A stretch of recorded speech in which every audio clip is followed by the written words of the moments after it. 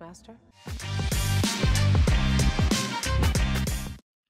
Star Wars' latest show comes into full swing this week, and this episode is going to contain big spoilers about Ahsoka Episode 4. So if you haven't seen it, this is your only warning. As always, I'm Al, this is the Geek in Review. But before we get into it, just to say thanks for taking the time to choose to watch this video, and if you haven't done it already, subscribe to the channel.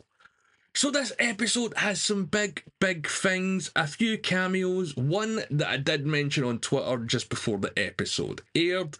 We sort of get the mystery of Marok revealed as well, and a few more things from Rebels carry over to live action. And the lightsaber fights, again, in this episode this week is also sort of similar to last week in the fact that it seems to be set in real time. So let's get into it, and it picks up exactly where episode 3 left off, with Ahsoka and the gang stranded on the planet with a damaged ship. Sabine's trying to contact Hera, while Hu Yang makes repairs. Ahsoka wants to go on the offensive and get the map back or destroy it, so Morgan can't use it to bring Thrawn back to the main galaxy. But Morgan and the gang have found them, and Shin and the mysterious Marok are sent to deal with them. But this week it's Hu Yang's turn to get in on the action, and I don't think we've seen droid on droid fighting like this before in Star Wars.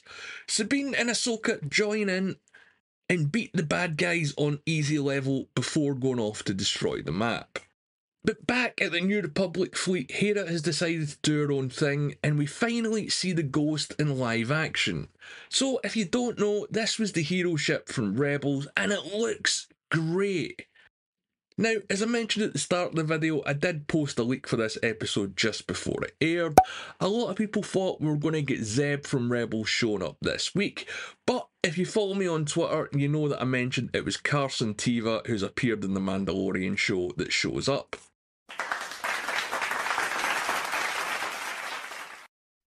And if you do want to learn a few more leaks, I do post them regularly on Twitter. I don't tend to do it in my videos, but I might change that.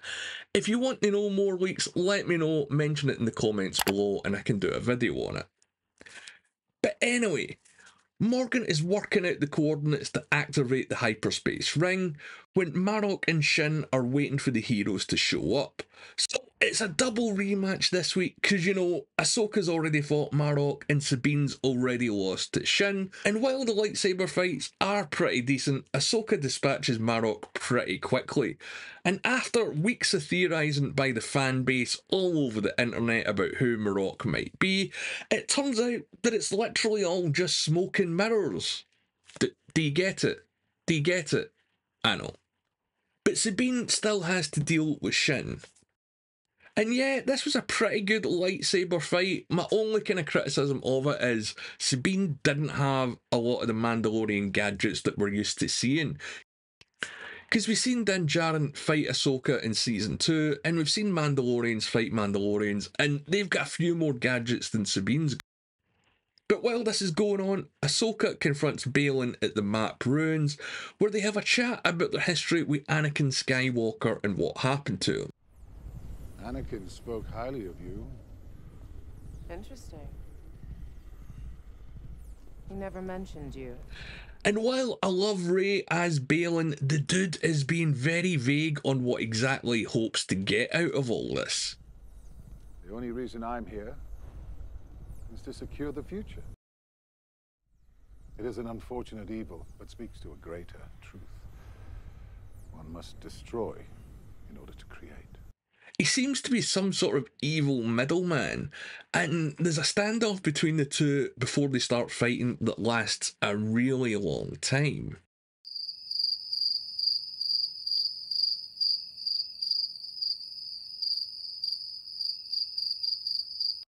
And it turns out that Baylan has quite a bit of history with Anakin as well, so maybe remember that going forward, I'm just saying. But as I said, it's all on a ticking clock this week as Morgan works out the calculations before they jump. But while Ahsoka's taking on Baylan in a pretty even match, Sabine shows up and threatens to destroy the map, just as Baylan knocks Ahsoka off a cliff edge. And then he does the whole sort of Sidious level manipulation on Sabine to try and get her to hand it over.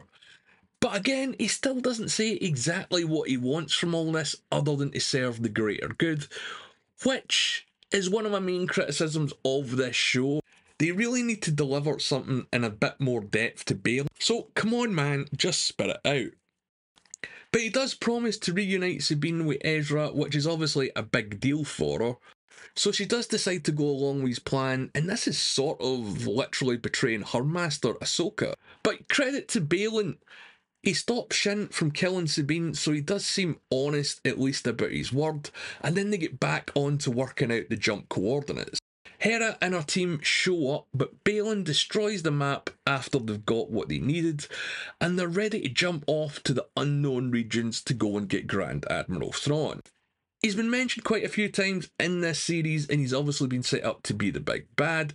I've done a video on him and about his brief history with Rebels and in the Star Wars universe, so if you haven't seen it, there'll be a link at the end. But the bad guys have got what they needed, and they jump the hyperspace ring, which looks brilliant and is a 1 in a million jump. And if you get that reference, that's a 1 in a million reference as well. Hugh Yang has finally repaired the ship and realises that he can't raise Ahsoka or Sabine, and then we're left with a literal cliffhanger ending after she falls off a cliff, when Ahsoka wakes up in the world between worlds, which is something that's also been carried over from Star Wars Rebels, and where she meets her old master Anakin Skywalker. So this is probably the best episode of the Ahsoka show so far. It ends on a real Empire Strikes Back ending with the good guys being on the ropes. If you want to know more about where Ahsoka is in the world between worlds after falling off the cliff, make sure you subscribe to the channel because I'm going to be doing a video on that, as well as more Foundation stuff and some live streams as well. But I'm really enjoying this season of Ahsoka so far. It's really ignoring the whole side quest aspect of Star Wars shows that The Mandalorian is set up, which I think is a refreshing change. The show is relying a little bit too much on people having the knowledge of Rebels with regards to Thrawn, Ezra Bridger and now the world between worlds, but I guess they're all going to explain that because we've still got 4 episodes left to go. But if you haven't seen Rebels, I can guess why this show is going to be a little bit confusing. I can also understand why some of the more hardcore fans are going to feel let down about the whole Marok death and lack of reveal there, because everyone thought that he was going to be a character that everyone knew. There was theories from Starkiller to Ezra Bridger, but I guess everyone was wrong and the guy was literally full of hot air. But if you're asking me, this isn't a spoiler, I don't know for a fact. I think he's going to be linked to the Night Sisters of Dathomir, that's part of the witches organisation that Morgan Elspeth said she belonged to, and that's something that was also brought up in Rebels as well and linked to Darth Maul.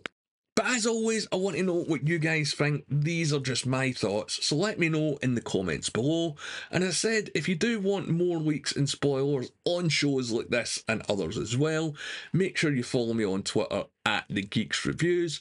Sometimes I'm a little bit vague, but there's a lot to look forward to in this show, if that's your thing. And if you've made it this far, as always, subscribe to the channel and leave a like. My name's Al, thanks for watching.